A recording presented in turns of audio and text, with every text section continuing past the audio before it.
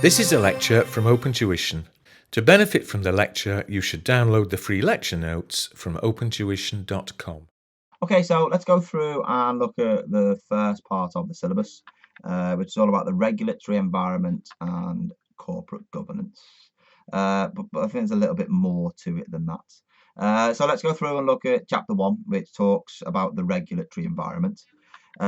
This goes through there and essentially looks at what the regulatory environment is, why is it needed, and then what constitutes, if you like, the regulatory environment. Okay, so you're thinking about regulatory environment is what sets the rules for us in the world of accountancy. Okay, once we've gone through and looked at that on this page, you know, we need to understand then, how do we ensure that this regulatory environment is followed by accountants? Well, that's where we start to introduce the code of ethics, which is obviously very prominent across all areas of each part of the syllabus. And then after that, we need to think about who actually does the regulation. Okay, so who ensures, not necessarily who ensures the ethics are followed, okay, but who goes through there and develops the accounting standards, who's responsible for updating the accounting standards, and how does all that work. So we've got 3 videos, if you like, from this first chapter. The first one looks at the regulatory environment itself. Second one goes through there and looks at, is it the ethics aspect? And then the third one goes through there, doesn't it, and begins to look at the regulatory bodies. Okay, so we're looking at the regulatory environment for financial reporting. So we need to regulate that information. Why is that the case? Well, what we've got there is we need to ensure that for a business that the financial performance in the statement of profit or loss, and if you like the statement of financial position, that needs essentially to be understood, doesn't it, by the users. Okay, remember that the directors are acting as the agents, aren't they, for the shareholders. Yeah, the directors are responsible for preparing the financial statements for the shareholders to use, obviously as well for other user groups such as the government, suppliers, customers, competitors, etc. But the primary use is for the shareholders, isn't it? And the shareholders need to be able to look at the stewardship, don't they, of the business, and to see that the business is being run well. Okay, so what they want to see in the financial statements is what actually has happened. Okay, that the performance has either improved or got worse, and they can see why. That the position has actually gone through there and improved, and why is that the case? What assets is it that has led to an improvement in the overall position and potentially the performance? Okay, so the shareholders want to ensure that information for them is actually useful, and what we can do there is that we can ensure that it is through regulation of the accounting standards. So if there are rules, that they are there to be followed, that those rules are followed, and that they are being followed, if you like, to the letter of the law. Okay, and therefore that will then go through there and ensure that the shareholders get the information that is needed. Okay, so without the regulatory environment that is around the preparation of the financial statements, then the shareholders cannot get the assurances that they need from reading those financial statements. But with the regulatory environment around, then it makes it a little bit fairer for the users of the accounts to make judgments and to see why things have changed. Okay, if we go through and look at what constitutes the regulatory environment, so just a little bit further down below, that there are 3 essential elements that you have. Now, I think some of the literature, the textbooks split it down, but I personally think that there's 3. Okay, what you've got there is that financial statements, when they're prepared, need to abide by local corporate law. So whatever government jurisdiction that there is, they will lay down the laws as to how the financial statements should appear, and rules, if you like, about distributable profits. So when dividends can and can't be paid. So what you have there, again, admittedly, not all of you are based within the UK. Maybe you could look for an equivalent in your local jurisdiction. But in the UK, what we have there is we have what is known as the Companies Act. It was established by the UK government, It gets updated fairly regularly, and that will go through there and lay down the law, which accounting regulations you must follow. Okay, so it doesn't list out the accounting rules, okay, but it tells you what rules you must follow. Okay, so who provides those rules? Well, that's what we'll see in a moment. Okay, what you've also got as well, regulatory environment stems from the frameworks. Okay, so the framework, whether that's a local framework or an international framework, essentially that's like the building blocks. Okay, I like the words that we've put there. They are principles or ideas that you then have to follow to develop the accounting standards. So the example that I've always used is, it's a little bit like the Rosetta Stone. You may not be aware of the Rosetta Stone. Has anybody been to London? Yeah. Did you go to the British Museum? No, there's probably better things to do than the British Museum. That's my personal opinion. But if you get time, there's lots of relics and antiques and stuff like that that have been taken from around the world and put in the British Museum. One of them is the Rosetta Stone, and it's the most popular tourist attraction there within the British Museum.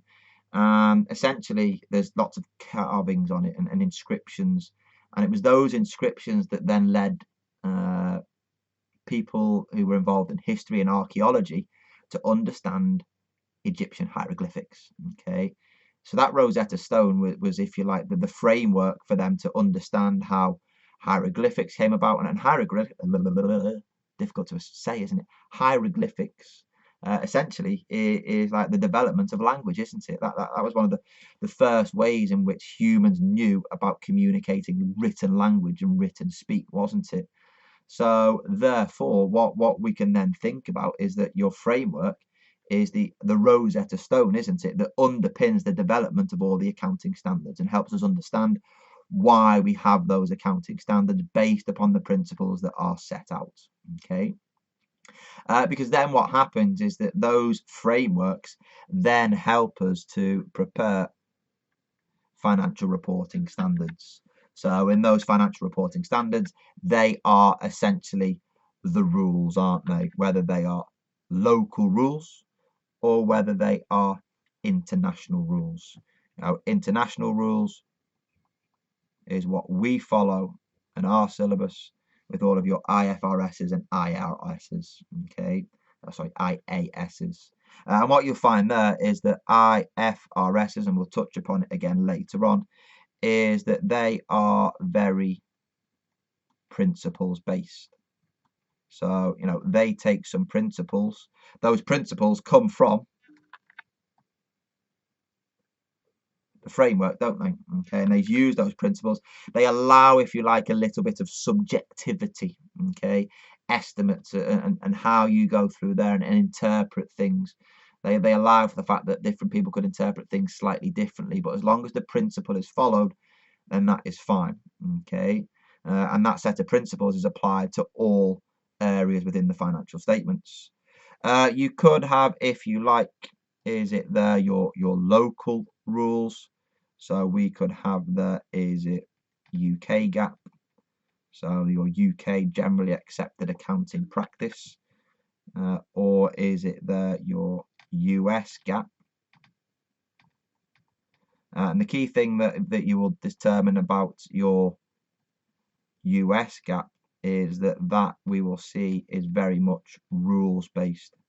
It's not about principles taken from a framework. It's all about a set of rules and doesn't allow, if you like, any subjectivity, because if you think about it, that's how the American culture tends to work, doesn't it? Okay, it's very rules based.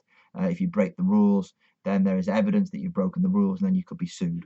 Okay, that's just America operates with a very litigious culture, doesn't it? Whereby people can sue and counter sue. Okay, so the key bit there is that your IFRSs are based on principle, so use a framework. And we apply the framework to all the accounting standards, whereby US rules are very rules based, and you just apply the particular rule to a particular standard. Okay, there is, if you like, a process that we have there, is it of convergence. Over the last few years, we have tried to establish convergence, so to develop the IFRSs, but making sure that we incorporate a little bit of the US standards. So it's very difficult to balance up, isn't it? The US rule makers want rules. We internationally want principles. But if we don't get the Americans on board, then that the IFRSs aren't then truly international. So there's been a lot of give and take, a lot of debate. So what we tend to have is it's sort of like a bit of a hybrid, particularly when you look at new accounting standards and IFRS 15 and 16, is that they are still principles based, but there's a little bit more detail to help you with subjective matters. So to help you, if you like, move in a little bit of a rules aspect to it. Okay, so it's sort of between a middle ground, but closer to principles as opposed to rules based. Okay, just be aware other local rules may not be principles based, may not be or may not be rules based. But accounting standards could also be used based upon tax rules. Okay, I think German accounting standards are very focused upon the way that the tax authorities treat things. So there's very little difference between accounting profit and taxable profits, but just having awareness of that as opposed to developing any further understanding. We tend to have rules-based, principle-based standards, and then, if you like, tax-based standards. Okay.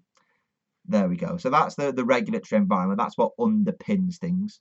So the local law, if you like, then dictates whether you use local or international financial reporting standards. And those financial reporting standards are either underpinned by a framework and are hence principles based, or are not underpinned by a framework, in which case they are rules based. So the IFRSs have your framework to go through that we will see in later chapters. So it's very principles based, whereby the US tends not to have that and is more rules based. Okay, it's quite interesting to read up on if you get additional time. But other than that, that's all that you need to know for the time being. What we'll look at in the next session is if we have these financial reporting standards that are applied by ourselves, accountants, how do we ensure that they are applied correctly? Okay, well, we apply them correctly, and if you don't, that brings around ethical issues, doesn't it? So I'll see you all in the next session to talk about ethics.